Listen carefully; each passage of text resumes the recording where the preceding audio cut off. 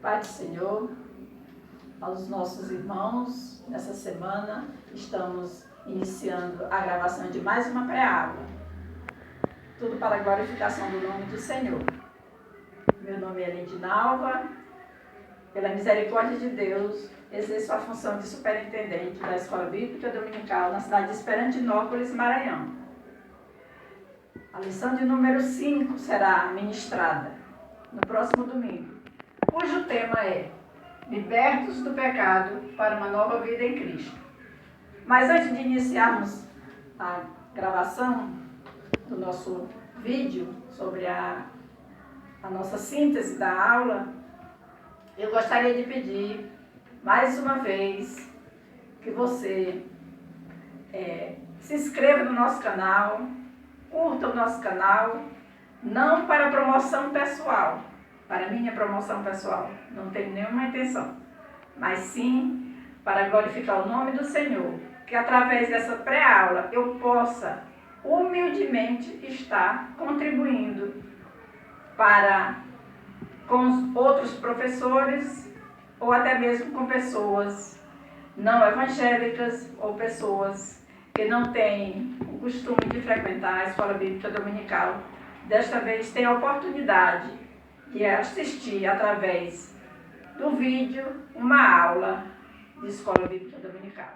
Vamos iniciar nossa aula, vamos à gravação do nosso vídeo.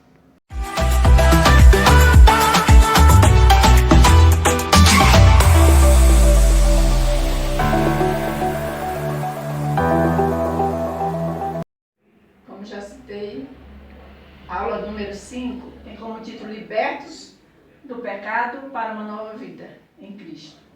O textuário é: mas Deus, que é riquíssimo em misericórdia pelo seu amor, com que nos amou, estando nós ainda mortos em nossas ofensas, nos vivificou juntamente com Cristo. Está baseado em Efésios, capítulo 2, versículo 4 e 5.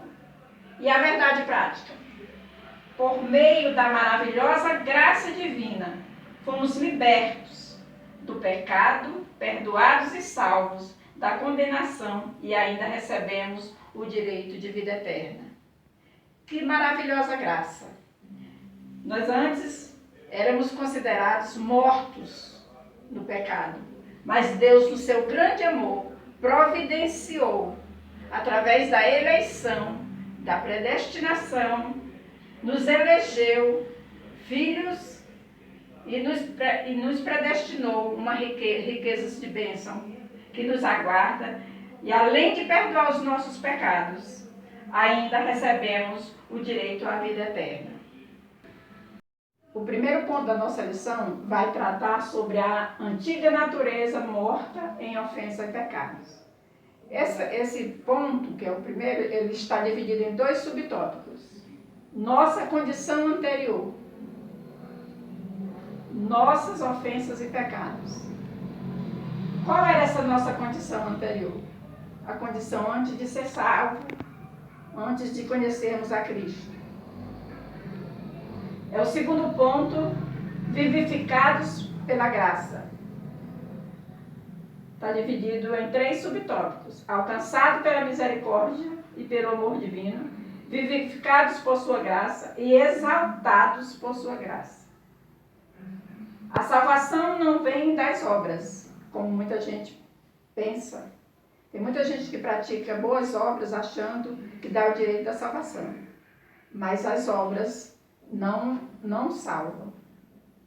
A graça é o único meio da salvação. As obras são evidências da salvação. Então, para meditarmos, refletirmos melhor, eu gostaria de fazer uma pergunta e ao mesmo tempo responder. De que forma fomos libertos do pecado?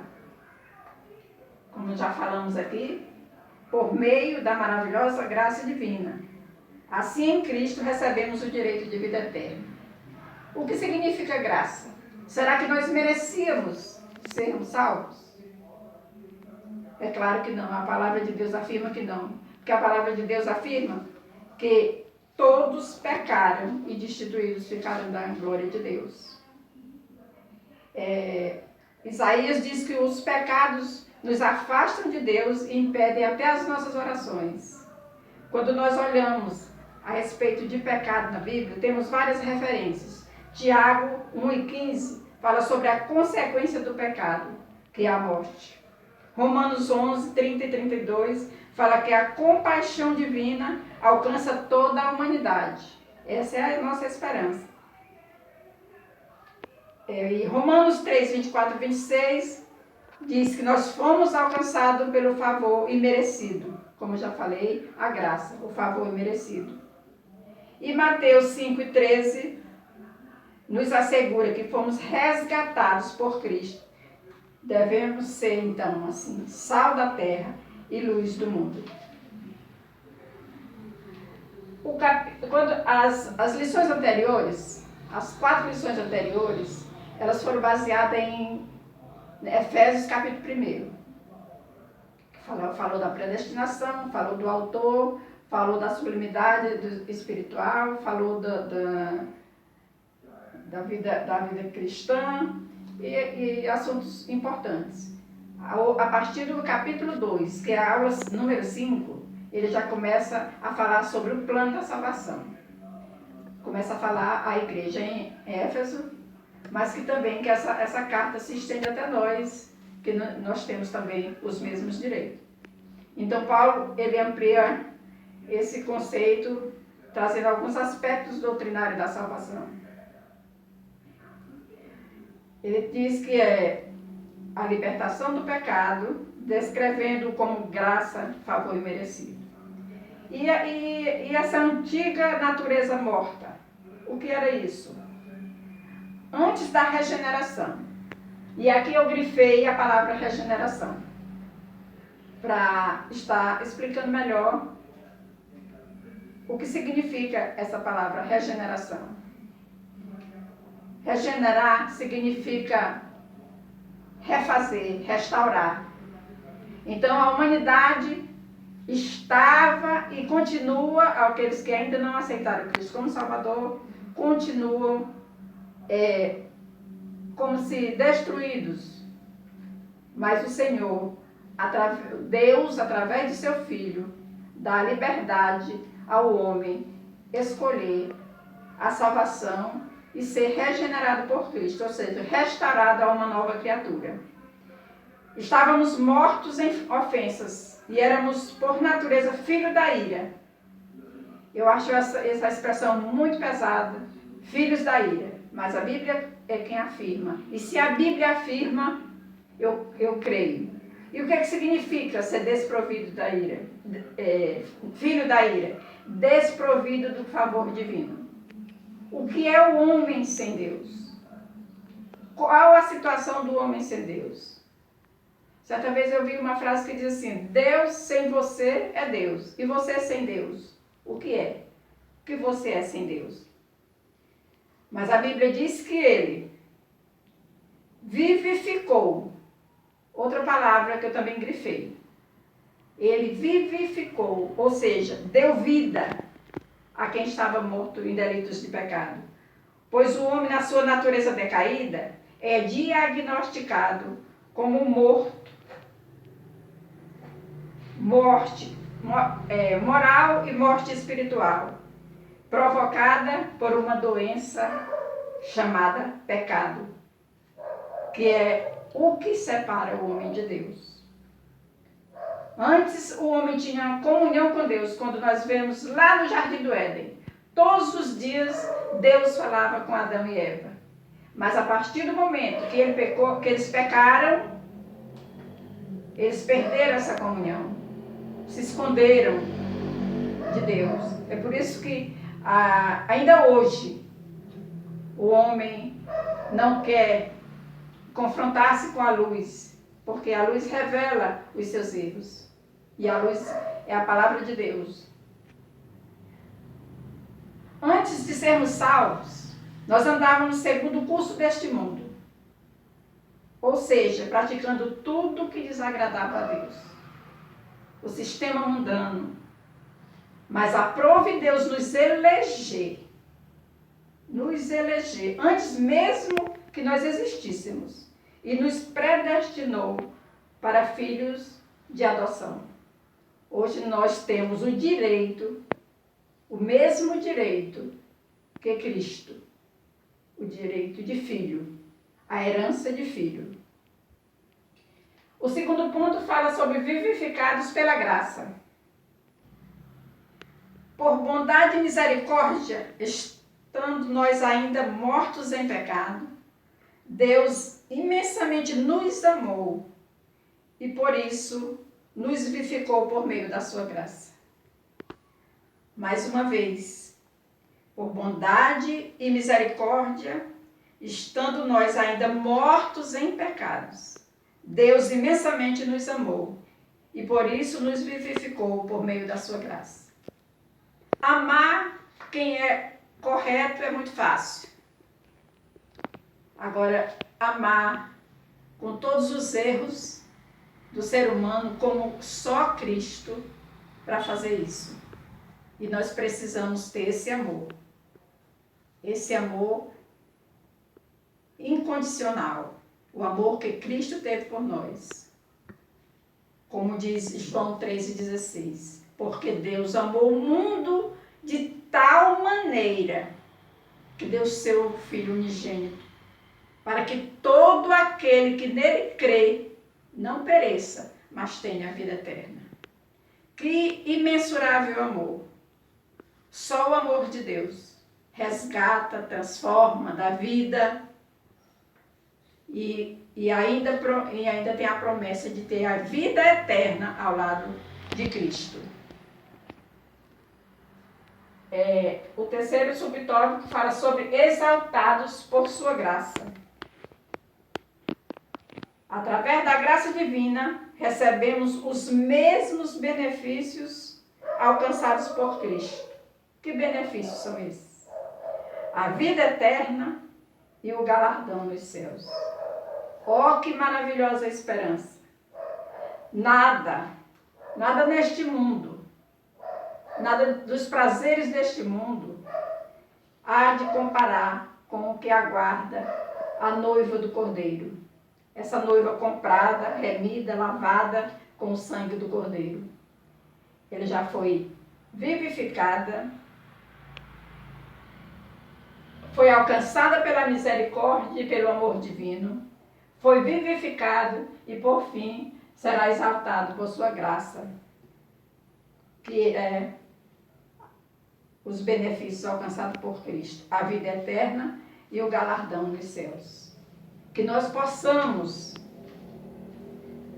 andar neste mundo, não segundo o sistema mundano, mas nos esforçando, porque a palavra de Deus diz que o reino de Deus é tomado por esforço, é renúncia.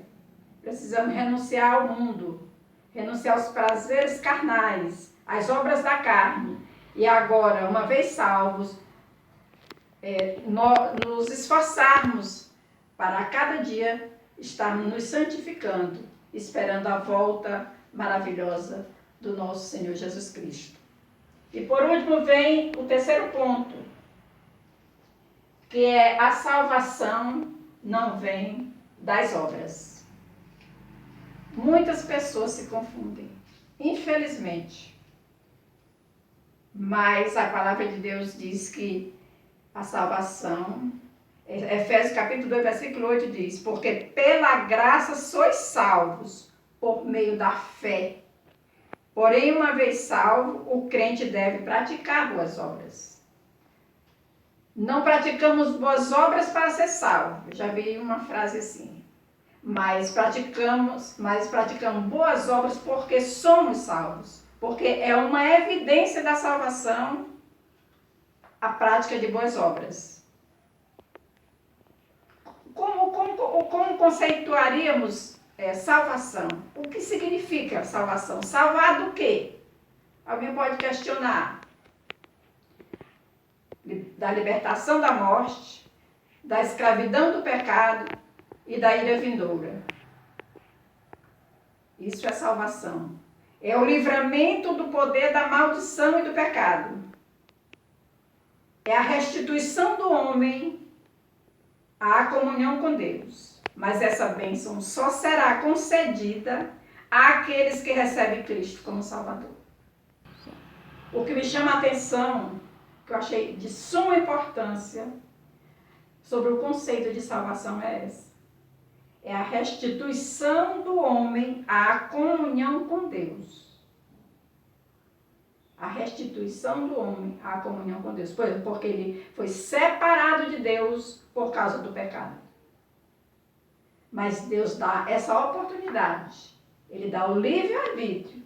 A escolha, Deus, no seu plano, quer que todos se salvem.